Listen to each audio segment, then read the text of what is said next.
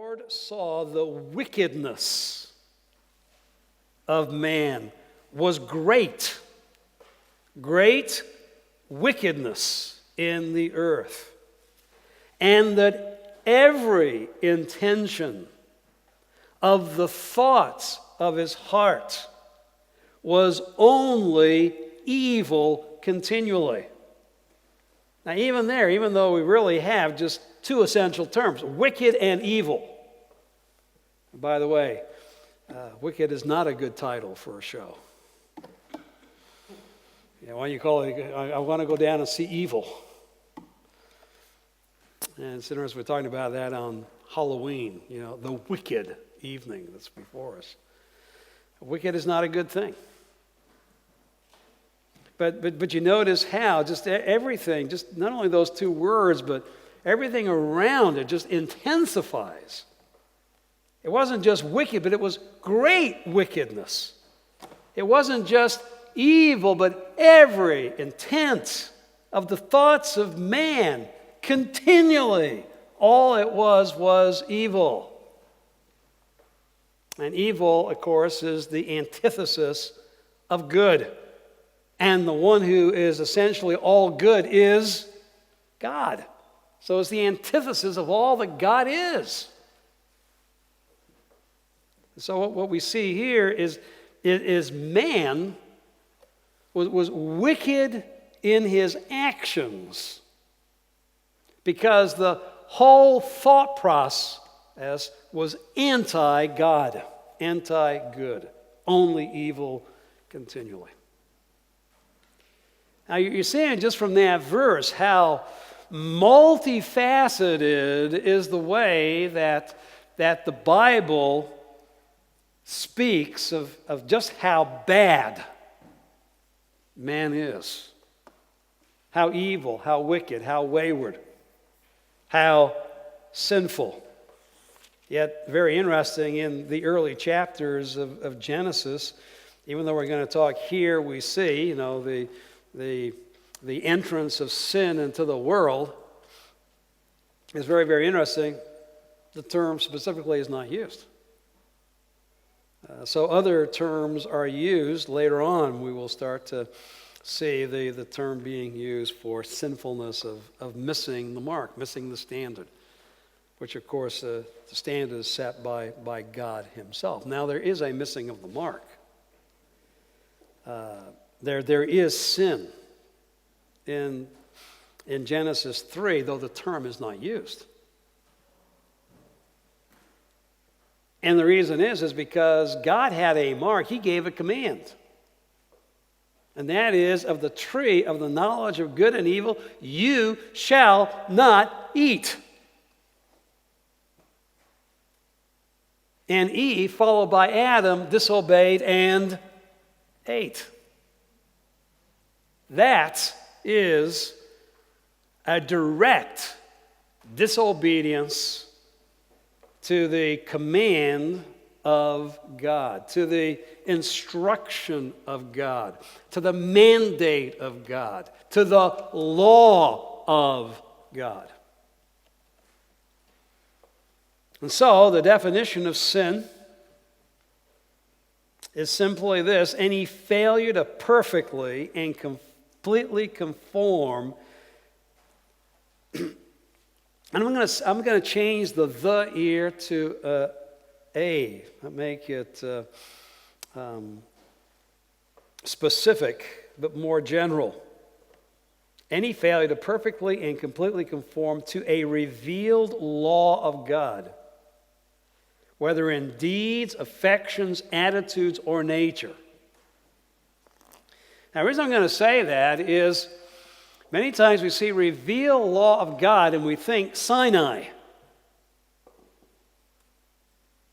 1445 BC, God gives his law to Israel. Was sin in the world before Sinai? The answer is yes. Sin has been a reality in the world since Genesis chapter 3. Did Abraham break a revealed law of God? And the answer is Yes. He didn't break the revealed law when we just want to isolate it to Sinai.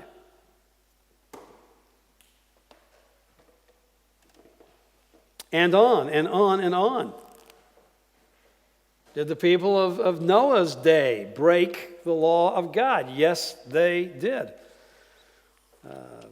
Because we see God giving instruction to Cain in Genesis chapter 4, and his progeny not following God's instruction, God's commandments.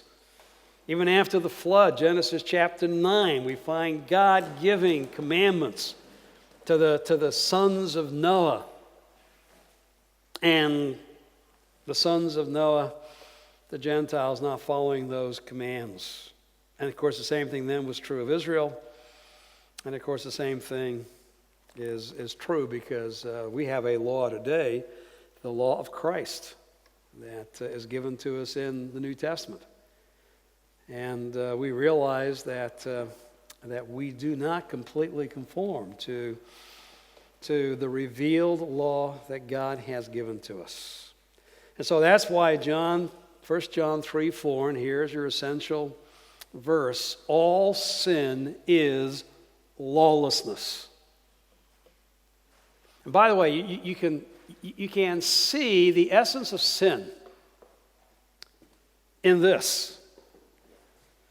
That until someone makes a law, you don't even think about something. My great illustrations, I know you have them here, signs that say keep off the grass. Now, you're walking along, you weren't even thinking about walking on the grass until you see the sign, keep off the grass. And your first response, once you hear the command, because you're a sinner, is to say, there's a command, there's a law, I got to break right now. It tells me not to walk I'm going to walk on the grass. Now, wait a minute. 2 seconds ago, before you saw the sign, you had no intention of walking on the grass. What changed? Because once you have a revealed law,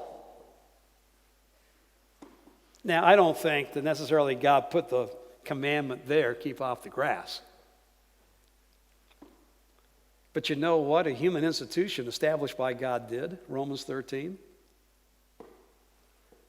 It's interesting yesterday coming in. I hope the taxi driver doesn't hear this.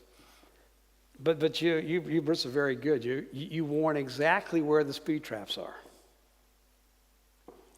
And we were coming in there most of the time. You didn't have to worry about a speed trap because we were coming into central London.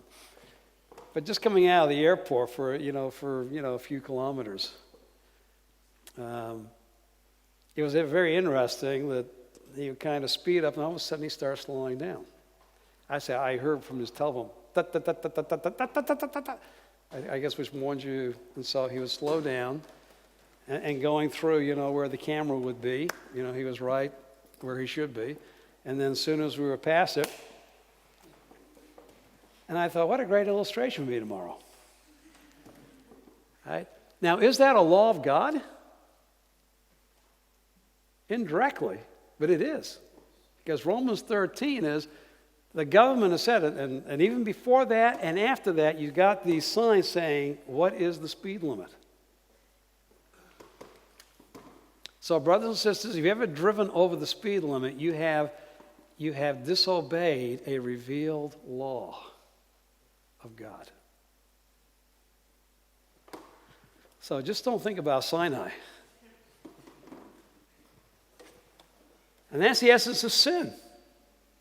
Sin is lawlessness. Yet Romans 5:13, sin is not charged where there is no law, but it's still a transgression. And we'll look a little more at Romans 5 in just a second. Now the definition says not just the act, but also the affections and attitudes as well. God's view of sin is much broader than just external activities. Proverbs 21:4, a proud heart is sin. Matthew 5:27-28, to look on a woman with lust in your heart is to commit adultery with her. And God commands the Israelites to love him. You are to love the Lord your God with all your heart, with all your soul, with all your strength. Psalm 2:11 looks at the hatred and hostility of the enemies of Yahweh against his son. Serve the Lord with fear. Rejoice with trembling. To not do that, to not have the attitude of fear, to not tremble before the Son is to be guilty. And again, Ephesians 2:3, we were by nature children of wrath. So God's determination and God's demands are upon the totality of our being. That we are to follow God's standards internally and externally. That we are to be emotionally in tune with God's ways. We are to think about how we can obey what God has said. We are with our volition to do exactly what God has told us. This is to be the intent, the motivation continually. Really, by the time we get to our external attitudes, sin is well developed. I'm sorry. By the time we get to our external actions, the sin is well developed. And of course, we can think in terms of this of stealing something. By the time you finally reach out and take it, there has been a lot of inward coveting and desire, and thinking about how I can't live without that. And so your whole emotion is directing your desire, your coveting, and your thoughts. And finally, your volition says, look, no one's around, no one is looking. Why don't you just go ahead and take it? And so by the time you finally grab it and say, it's mine now. I mean, okay, now sin is, it's fully complete. But it began, many moments before the actual act. And so it is the affections and attitudes as well as the ultimate action. Now the problem is, I don't know, nor do you know about anybody else's sin until they act. But God looks on the heart. God knows. God can see the lust. God can see the coveting. God can see the attitudes and affections. And they will just as much be a part of judgment as the ultimate acts, because in the end, our affections and attitudes result in acts anyway. But God knows the heart. God weighs the heart. God sees the heart. And he knew the intentions of man was only evil continually just before the flood.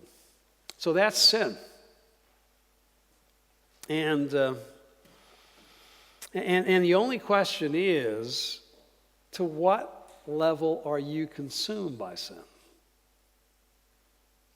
Because it is the experience of all mankind. Now, where did sin come from? And the simple answer to that is it came, number one, outside of God. Because James 1:13, God cannot be tempted to evil and does not tempt anyone with evil. Deuteronomy 32:4, all God's work is perfect. All his ways are justice. So there is no sin with God. God is unable to sin. It's against his very nature. Everything that God thinks, everything that God sets his affections on, everything that God does is a result of his own character. So he can't do anything that denies who he is. And so sin cannot and did not arise with God. Also, Genesis chapter 3, sin did not come out of man.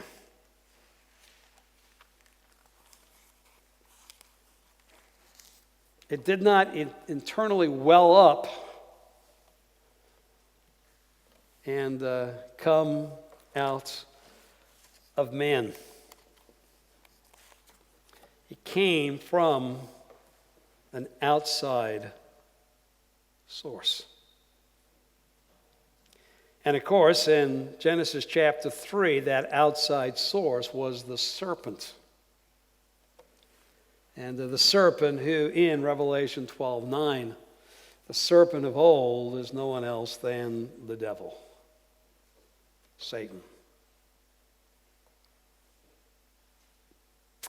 And so where did sin come from?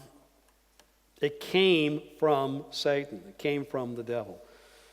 John 8:44, the devil is the father of lies.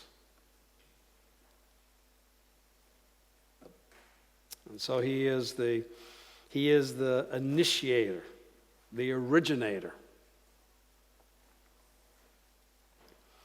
And it came internally from Satan's desire to be God. Now, it's interesting that his temptation to the woman, Genesis 3:5, is you shall be like God. Now, here's the irony. He is tempting the woman to be like God, what you already know from Genesis 1. She's already been created in the image and likeness of God. How much more like God do you want to be?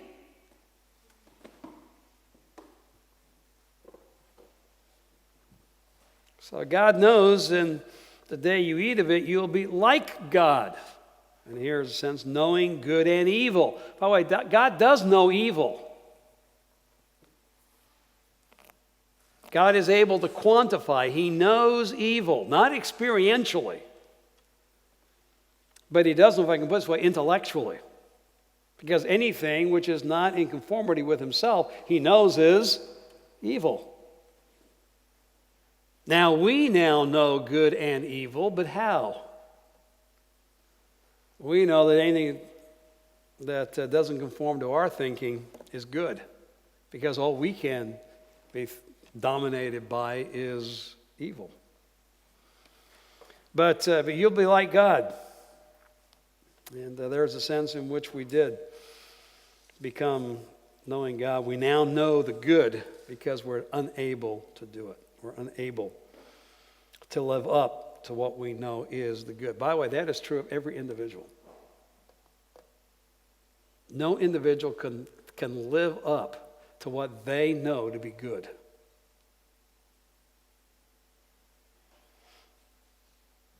But getting back to, and again, I agree that Isaiah 14, Ezekiel 28 are not directly speaking about Satan. They're talking about the human kings. Now, I realize that human kings are proud and arrogant and antagonistic and rebellious against God, and in that they reflect the one who ultimately motivates all of mankind in his rebellion against God, and that is Satan. And so that there is a sense in which, all right, as we speak about these human kings, we learn something about Satan as well. And particularly Ezekiel 28:17, that until evil was found within you. And so that's as much as the Bible really tells us. That God created a being, but in creating that being the way that he did, the potential was present for sin. Now that was true about Satan originally. It's also true about Adam and Eve. By the way, just going back to what we talked about, the image and likeness of God, to represent God, to be given the abilities to be able to rule this earth for God. There is potential, which became actual, for that to be subverted into rule for myself.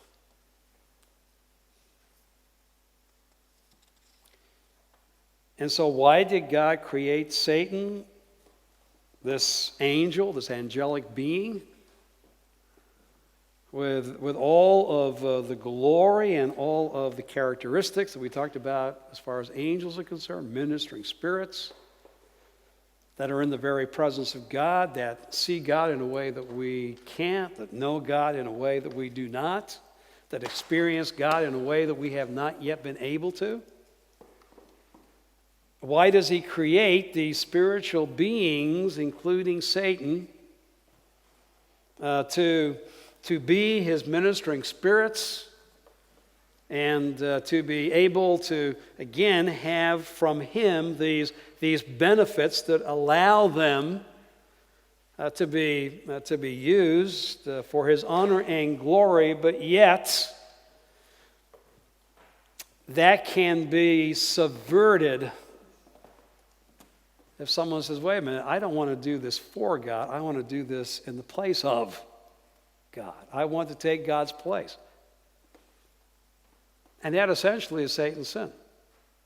Satan has seen God and he wants to be like God. He mimics God. He wants to be God. And just as Adam and Eve were like God, Satan wants Adam and Eve and the progeny to be like him. He wants them to be made in the image and likeness of Satan, not in the image and likeness of God. So he wants God's place. He basically wants to dethrone God and take over.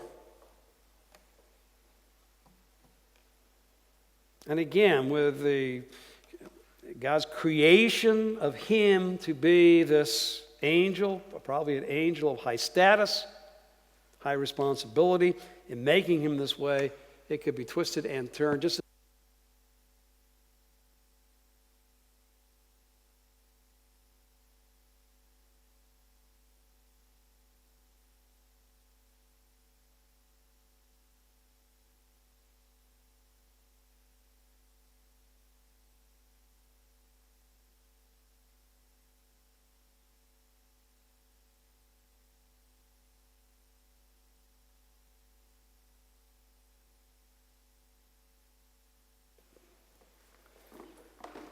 All right, back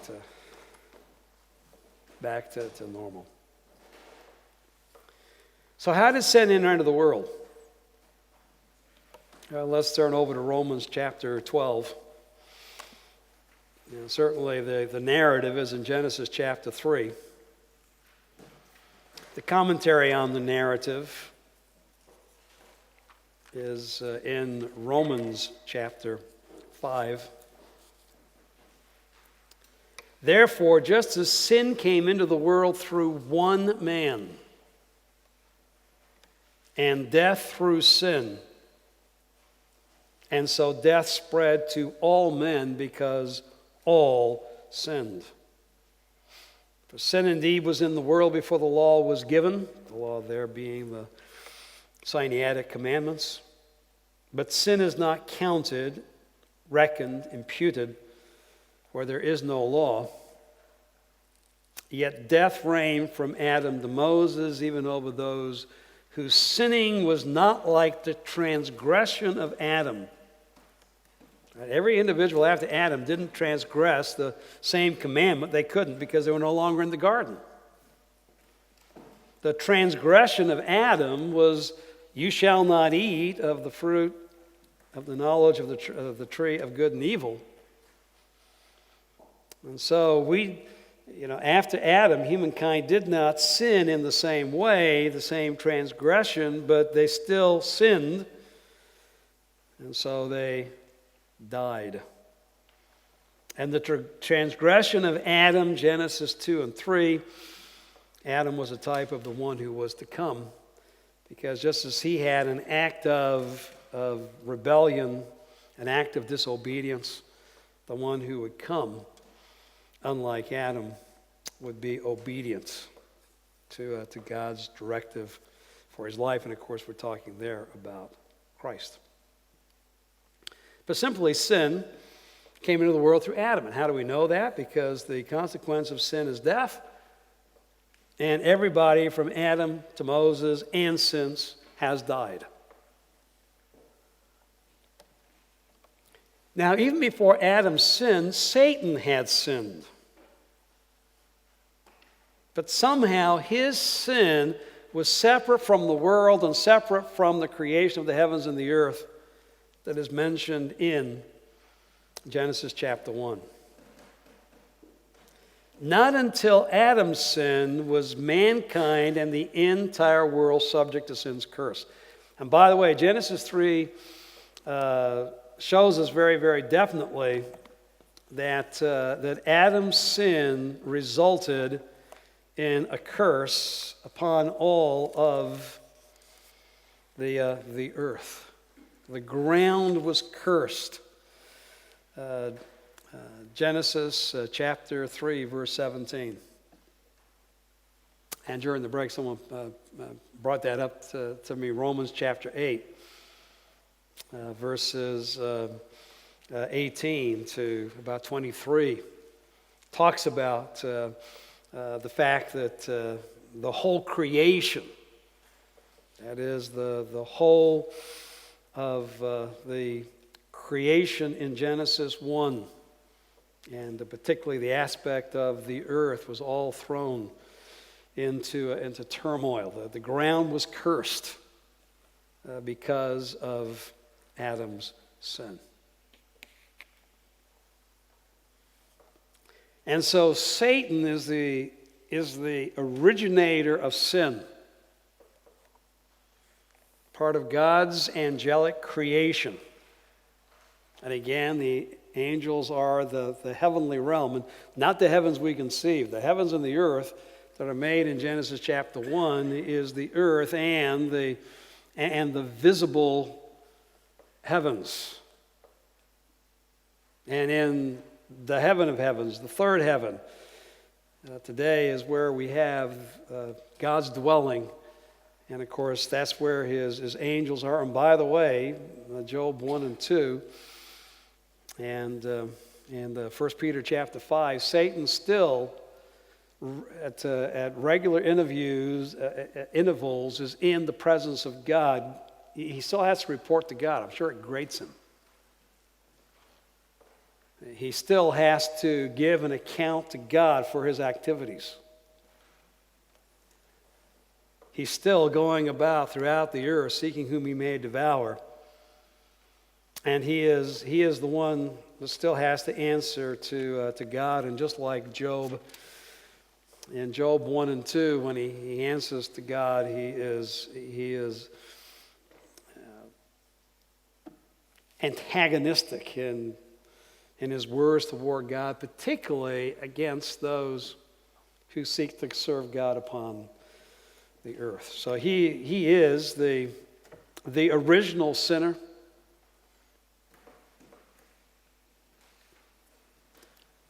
And God, for his own purposes, has not yet brought his full brunt of judgment upon Satan. And so because he hasn't, Satan was the means by which the woman was tempted, and Adam sinned, and the world was thrown under the curse. And we now live in a fallen world. Sin dominates. And the consequences of sin are on every hand, including the decay that we see all around us that ultimately results in death. So when you have to go to the dentist to have a tooth filled, that's the result of sin. Your teeth are decaying, just like the rest of you. And if we were to live forever, we'd lose all of our teeth. Every one of us would have false teeth. Isn't that a marvelous thought? God is probably going to end our life. In fact, my dentist told me, he said, and in fact, I just got a year and a half to go. He said, if you make it to 70, you'll have all your teeth. Now, I can't guarantee anything beyond that. So I want to die when I'm 70 because I don't want to lose any more teeth. No, I'm joking, of course. Just a little levity to keep us focused. All right, but we all every day come into face-to-face contact with the reality of sin. Now, if Adam sinned, how come we get the blame? Back we go to Romans chapter 5. And by the way, there is a direct verbal link between Genesis chapter 5 and Genesis chapter 3. Let me read for you again first Genesis chapter 5. Therefore, just as sin came into the world through one man and death through sin, so death spread to all men because all sinned. Now go back to go back to Romans chapter 3, verse 23, a verse hopefully most of you can quote. In fact, if you want to memorize this verse, you should, the whole passage. But in verse 23 of Romans, for all have sinned. And, to translate the verb rightly, and are falling short of the glory of God. For all sinned and are continually falling short of the glory of God. Now, how can Paul say all sinned? Now you come over to chapter 5. Death spread to all men because what? All sinned.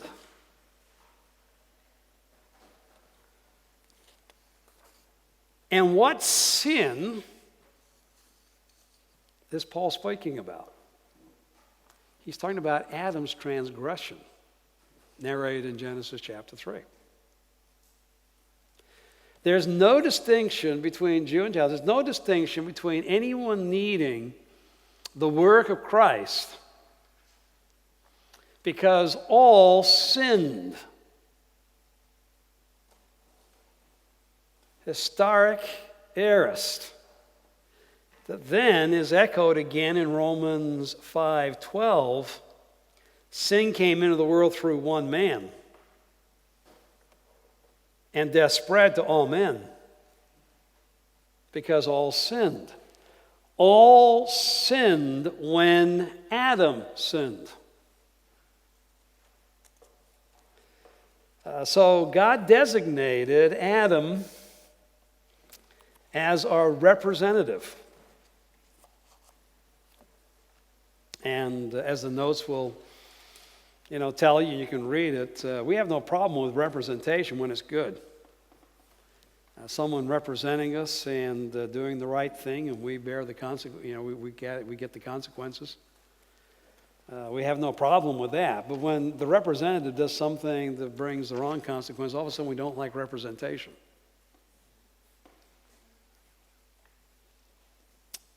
But Adam was our representative.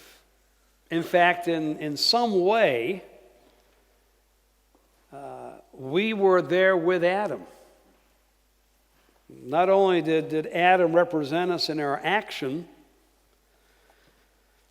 but there is a sense in which if we had been Adam instead of him, we would have made the same decision.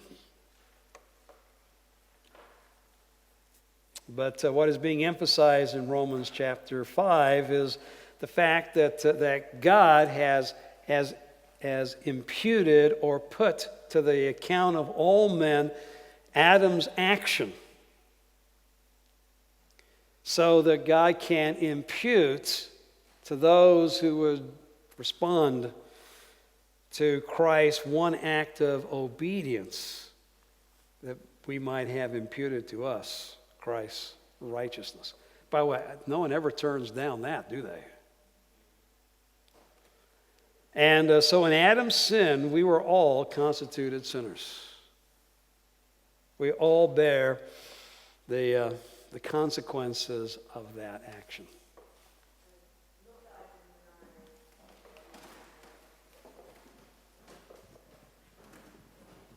I'm not at all denying the fact that we wouldn't have made that decision, but how do we know that we would have made that decision? What evidence is there in Scripture that actually, if we were all in Adam's place, the same thing would have occurred?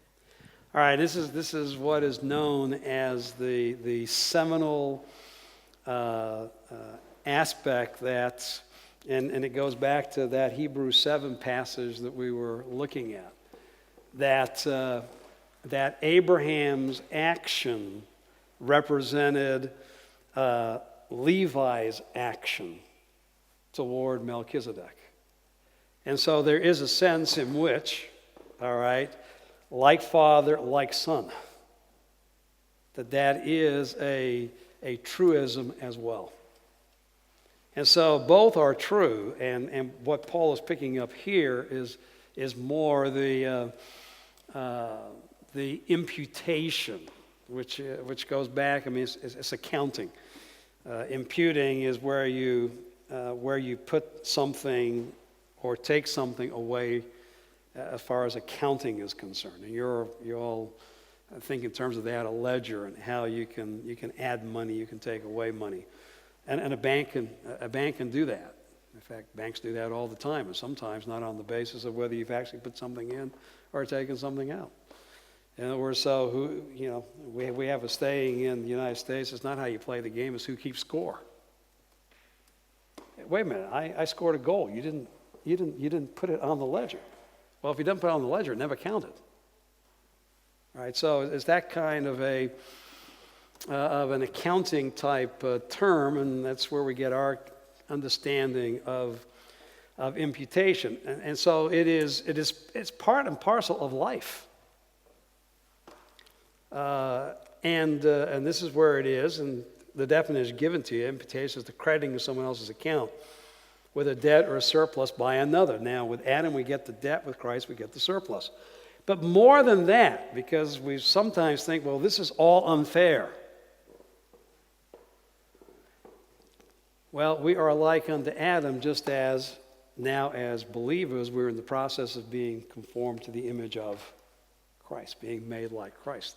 So it's on that basis, and it is an inference, and I would say that, scripturally, that in the end, the hard cold fact is there's been an imputation, but even in that imputation, we need to understand he wasn't just our representative, but he acted in the way we would have acted given the same circumstances.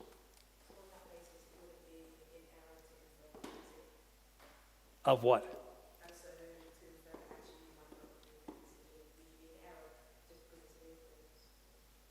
No, I wouldn't. No, if someone says, I don't think that is a legitimate, inference in this to go from something humanly, as far as Abraham and Levi, and to say that is the same thing would have been true, with us and Adam.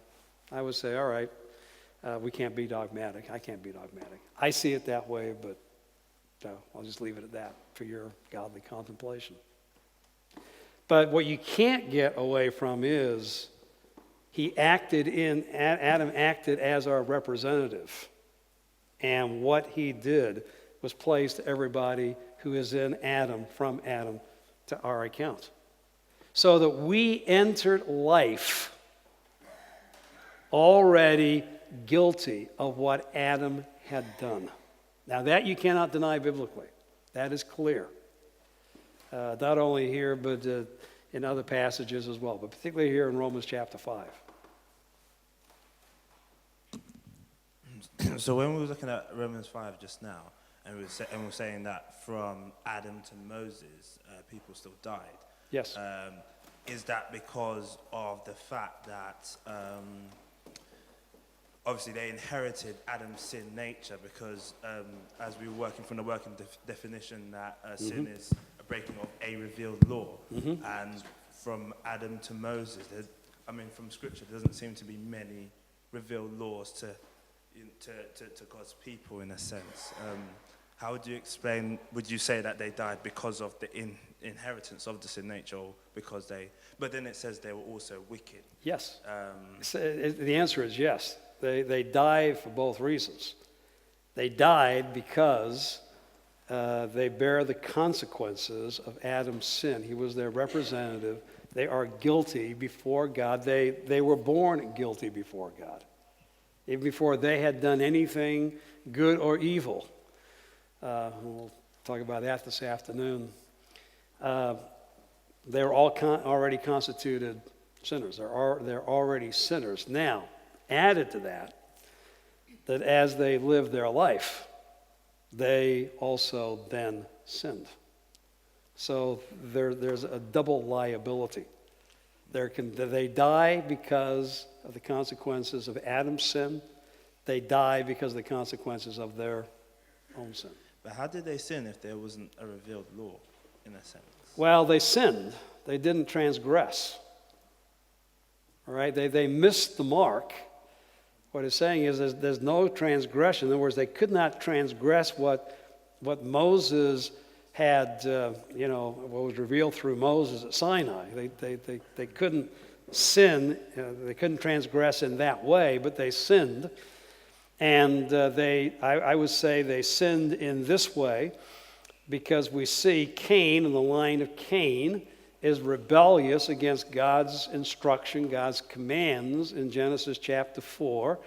And then we find that the progeny of Noah is rebellious against God's commands of Genesis chapter 9, verses 1 to 7. And we have hints of this, that they knew what they were supposed to do, but did not do it. Why is it that Abel and Cain in Genesis chapter 4 bring a offering, a minna? How do they know that they were to bring a a portion of what God had blessed them with. I mean, they didn't know Leviticus 2 before Leviticus, before Sinai. How they know to do that? It's inferred, that God was making known essentially what he, required. And there are, again, definite statements made to Cain, he did not follow them. Definite statement to Lamech, he did not follow them. Definite statements made to Noah's sons, they did not follow them. All right, all of this is pointing to the fact, definite statements that then were made to the patriarchs. Now, definite statements, Abraham was always obedient. It was when direct statements didn't come, he got himself into trouble. He could not infer from what God had said what he should do right. So as you're reading through Genesis, even though there is not the law, there is, as we're going through it, God is able to hold men accountable because they know to do right and do not do it. So again, they are lawless. They are breaking a law they know that they should follow because it comes from God, and they don't want to obey God. By the way, this is another inference on, why we know that that mankind would act just like Adam.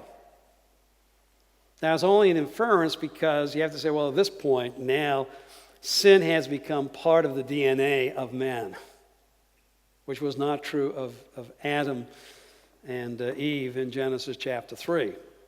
But there is an antagonism. If God says it, I'm against it. If God says this is what I'm to do, I will do the exact opposite. And so it really is true that except for those that God steps in and by grace, reveals himself and brings those individuals to a knowledge of him like Noah, like Abraham, Isaac and Jacob, Joseph, they're just disobedient. They just don't do what God commanded them to do. All right, so that's, why I would answer it that way. Is there another question over here? He's already answered it. You already answered it, okay. All right, so Adam's guilt is imputed to us. He was constituted a sinner by his act. We were constituted a sinner by our relationship to Adam as our representative. And so, Psalm 51:5, in sin did my mother conceive me. That is not the act of conception. That is David saying, from the point of conception, he was tainted by sin. He was counted as a sinner. Before he ever did any actions, when he was conceived in sin. And so the corruption as a state and the sin as already blotting the account before God is already a reality. And so very importantly, just before we inherit sin, Adam's corrupt nature, probably about page 23 for you, we sin because we are sinners. We are not sinners because we sin. We sin because we're already sinners. We enter the world already as sinners, legally responsible and already tainted by sin. And therefore, all we do is sin. I don't know how many of you had children, but did you ever have to sit down and teach your child to sin? I know this is not innate to you, but I need to teach you how to lie. I don't know. I need to teach you how to steal. No. We have to teach our children to tell the truth. We need to teach our children you shall not steal what is somebody else's. So we sin because we're sinners. And we all inherit Adam's corrupt nature. And here we can turn to Ephesians chapter 2, verses 1 to 3. The bad news, but it is reality. And you were dead, spiritually dead, cut off from God, in the trespasses and sins in which you once walked, following the course of this world, following the prince of the power of the air, the spirit that is now at work in the sons of disobedience, among whom, the sons of disobedience, we all once lived in the passions of our flesh, carrying out the desires of the body and the mind, and were by nature children of wrath. It is children under wrath, like the rest of mankind. Now, Paul here is addressing Christians. And Paul is reminding them of their nature and their status before God before they received his salvation in Jesus Christ. Spiritually dead, cut off from God, in trespasses and sins. There's another one of those words for sin, trespasses. Once again, going against what is true, missing the mark. That was our conduct, the way we walked, because that was the conduct of the world, which follows Satan, the prince of the power of the air, who is the spiritual being who's at work in the sons who disobey God. And again, there's the sons of those characterized by disobedience. And we were the same way. We lived in the passions, carried away by the desires of both the body and mind. Notice both out of man and in a man. And were by nature children of wrath, like the rest of mankind. You were a sinner, living among sinners, with a corrupt, sinful nature, internally, externally, and you went along to get along, and that meant sin after sin, trespass after trespass, transgression after transgression. We naturally sin. We naturally rebel against God. We naturally suppress the truth. We naturally hate. We naturally lust.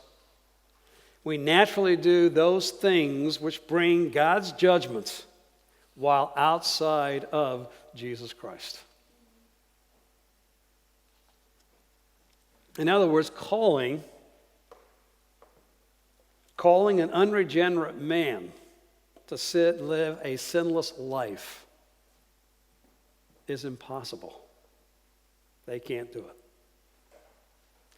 Now, there can be some human reform. And people do it all the time. I eat this, it makes me sick.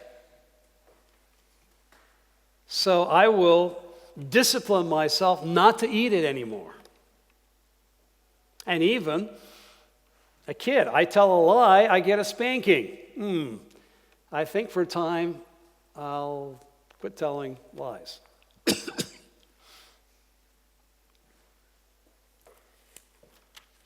And so in both the physical and the moral realms, there can be a measure of reform. Oh, until you go to a party and everybody else is eating the forbidden, the forbidden food. Until, this is too good to get, this is too good to miss, and I got to tell a lie to do it. I don't care whether my parents find out or not. In other words, no matter how good the reform ultimately, outside of salvation in Jesus Christ, a man is just powerless to break the power of sin. And so the reality of sin is, first of all, total depravity, or what Grudem and the Notes call total inability. Now, this is not saying that every man is as bad as he could be. But it is saying that every man is not as good as he should be.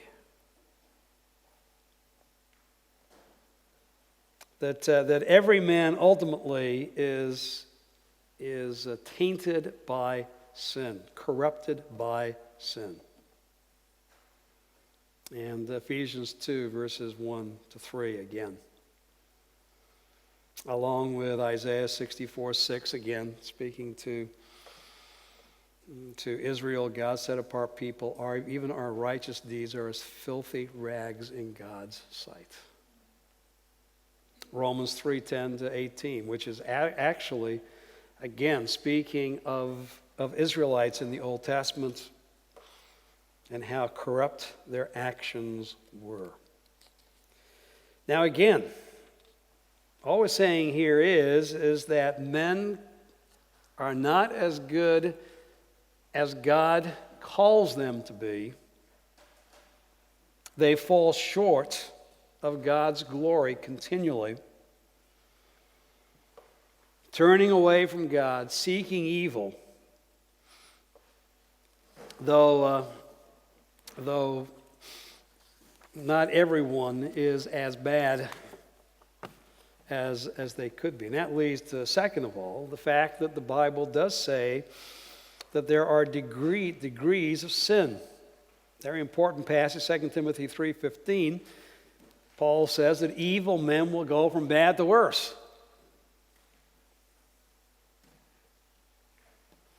And so Paul is looking forward, anticipating, look, as bad as things are now, Timothy, there's going to be a time when things are going to be even worse than they are now. The evil, which seems so persuasive now, is going to be even more persuasive in the future.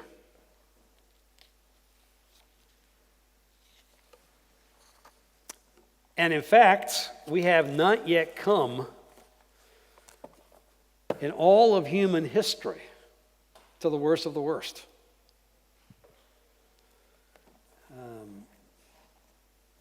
Now, we got pretty bad before the flood.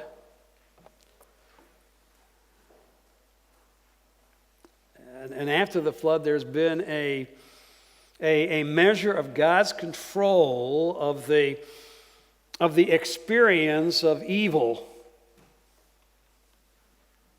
But can I put it this way? The conditions upon earth have never become equal to hell.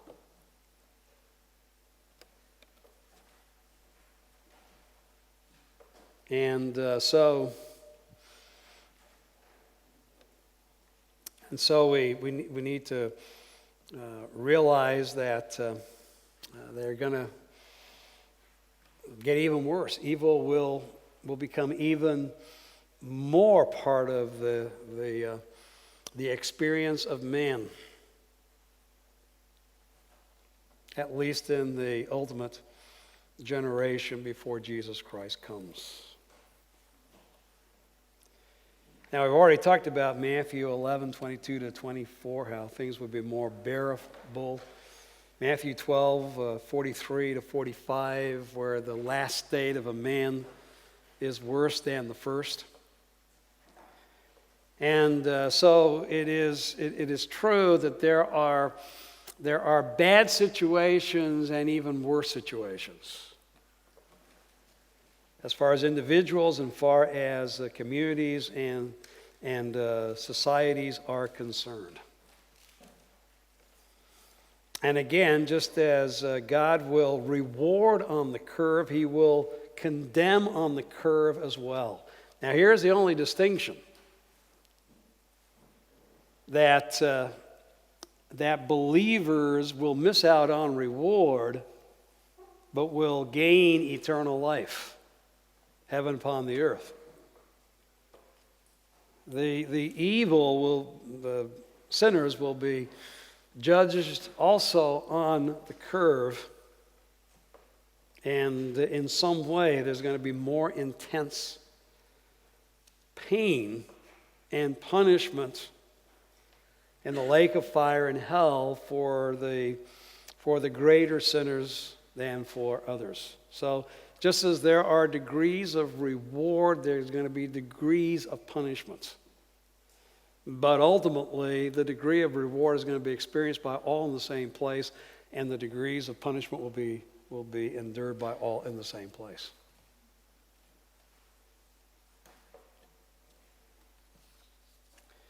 And so punishment is going to come. God is presently punishing sin, but greater punishments is still coming. Now, one of the questions that is posed is, God said to Adam, "In the day you eat of it, you shall surely die." Genesis chapter 2. But then Genesis chapter 5, Adam lives 930 years and then he dies. What happened in the day you eat of it, you shall surely die? Did Adam die the day he ate the fruit? Yes. How did he die? Spiritually. Because based upon his sin, he was cast out of the garden and fellowship with God. You got to realize that in the Bible, death essentially means separation. That one who is dead is separate. Now, we usually think in terms of that as physically dead, meaning the spirit is physically separate from the body. That is physical death. But in the day you eat of it, you shall surely die. Yes, Adam died. His spiritual relationship with God was broken. It's a separation between Adam and God. And that spiritual separation ultimately manifested itself in the physical death. Because the consequence of the sin was the curse of death and decay that is brought into the earth's existence, and man being of the dust of the earth, from dust you are, until dust you will return, all right? We're going to partake of that same consequence, and therefore that earthly part of man dies. And Romans 6:23, the consequence of sin is death. All, again, sin, and the wages of sin is death. But again, the gift of God is eternal life. And so God and God does bring consequences upon sin in the temporal realm. Hopefully, if you've got children, you're part of that temple punishment of sin. A child sins, and whatever the penalty you have determined, you put into effect. You do this, you will get spanked. You do this, you will be grounded. You do this, you will not be able to go to the party. In other words, there are temporal consequences, and God also brings temporal consequences. Now, at times, this becomes even more severe. Genesis 19 with Sodom and Gomorrah. Number 16 with Korah and those who rebel. Acts 5, Ananias and Sapphira and their lie to Peter.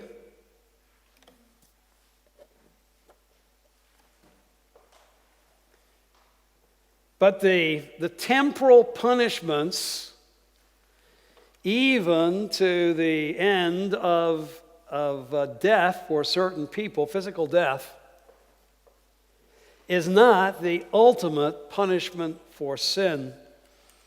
The ultimate punishment for sin is the lake of fire, and of course this gets us to eschatology as well. But ultimately the fact that sinners will be cast into the lake of fire that has been prepared already by the Lord for Satan and his angels. And so we see in Matthew chapter 25, Jesus Christ himself talking about those who will be told, verse 41, "Depart from me, you cursed, into eternal fire prepared for the devil and his angels." And those who are unrighteous, these, verse 46, will go away into eternal punishment, that is, into the lake of fire. But the righteous into eternal life, and you got to come back for ground floor 6 when we do it. That eternal life is only going to be experienced upon the new heaven and the new earth. So the righteous will be gathered in one place, and sinners, the unrighteous, the disobedient, in another, and will be separated for all eternity. That doesn't mean, again, there's not going to be degrees of blessing, degrees of punishment, but it will be for the unrighteous in the same place, just as it will be for the righteous in another same place as well. All right, and so we have discussed for the first half of our time today what the Bible teaches about man and about sin, and try to give you, of course, some of the essential teachings of the Bible in both of those areas. And as man, are we lost eternally in sin? Well, no. God is the giver of salvation. Well, on what basis? And with what results? And we'll talk about that after lunch.